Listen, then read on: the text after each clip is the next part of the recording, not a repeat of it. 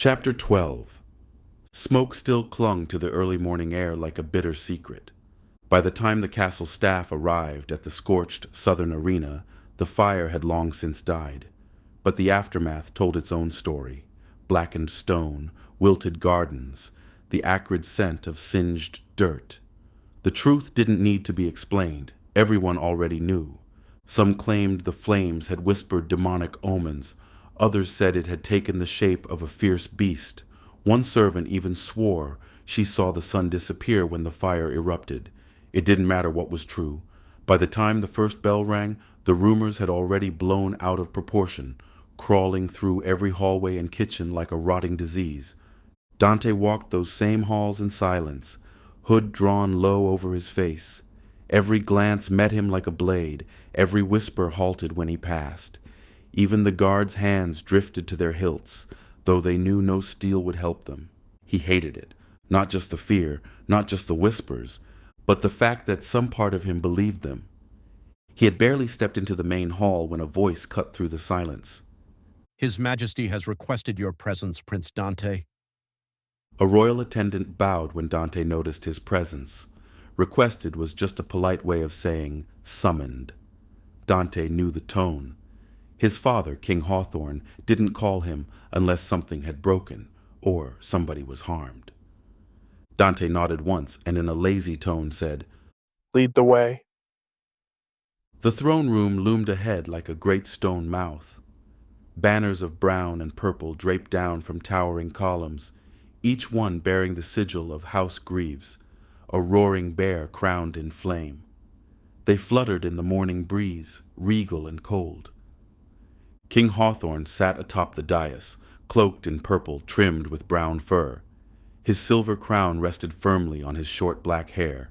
Queen Shira stood beside him, her expression unreadable, her pale eyes flicking to Dante with something like worry or perhaps warning.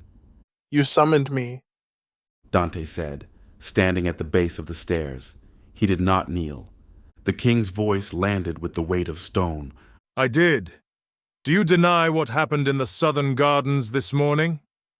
"No, Dante said, calm but tense. I lost control." You never had control to begin with. Dante's eyes narrowed. "I was meditating, just like grandfather instructed. I didn't cast anything." "Yet fire erupted." Hawthorne replied. "The flowers burned, the stones cracked. Servants claimed the sky even dimmed." There were no words that could make it better.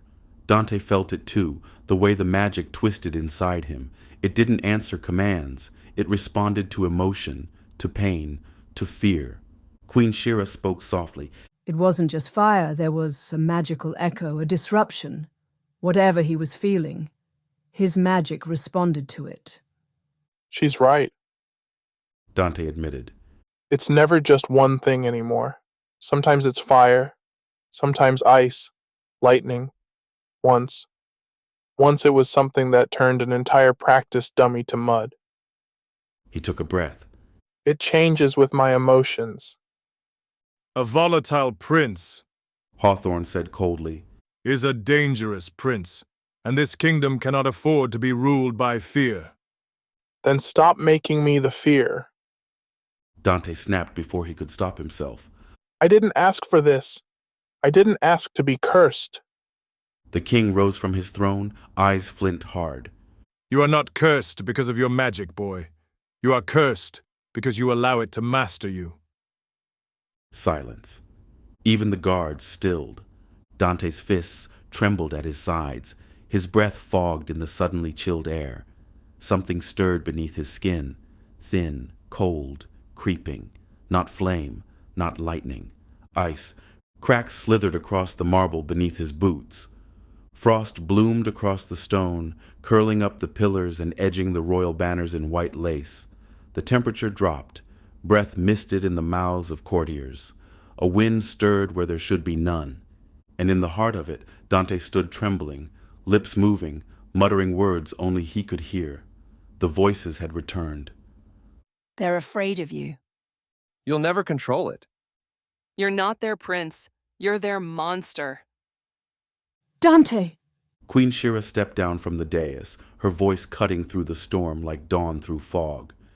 She reached him, gently placing her hand on his shoulder. The magic dimmed, the ice halted, the voices receded, though not fully. He flinched. I'm sorry. He whispered, eyes wide with shame. I know. She murmured and pulled him into an embrace. Just breathe, my son. You are not alone in this. Behind them, King Hawthorne returned to his throne. He said nothing. The frost melted at his feet as he sat, resting his chin on his knuckles in quiet, stony thought. Later, on that afternoon the sun had risen high above the castle, Dante found himself struggling with the silence while curled in his chamber window, staring at the courtyard below. His father's words echoed endlessly. Volatile. Dangerous. Never had control. The voices hadn't left either. He wants to cage you. They all do. Even your mother will leave you in the end. Dante pressed his palms against his temples. Shut up. He whispered. You're not real. A knock at the door. His Majesty will speak with you again. The attendant said through the wood.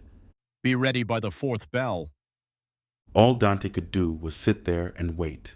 He couldn't exactly tell his father no.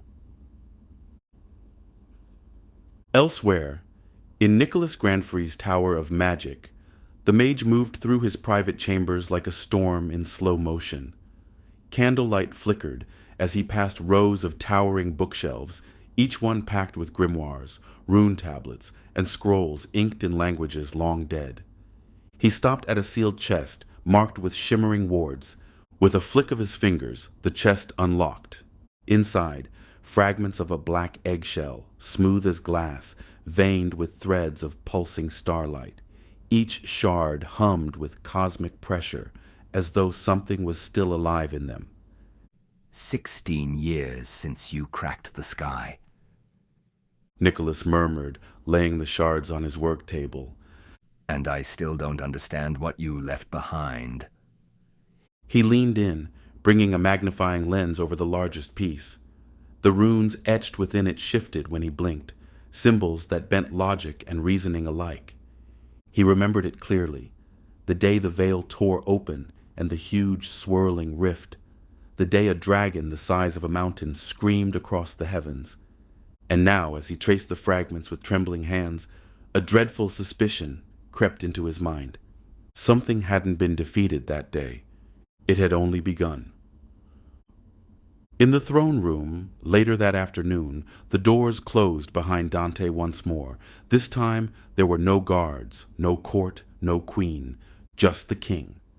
Sit, Hawthorne said. Dante obeyed, warier now. You lost control again. The king said, voice tired. You are almost 17.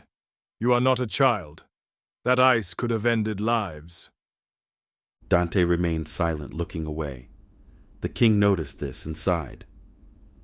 No one means to be a weapon, Hawthorne said.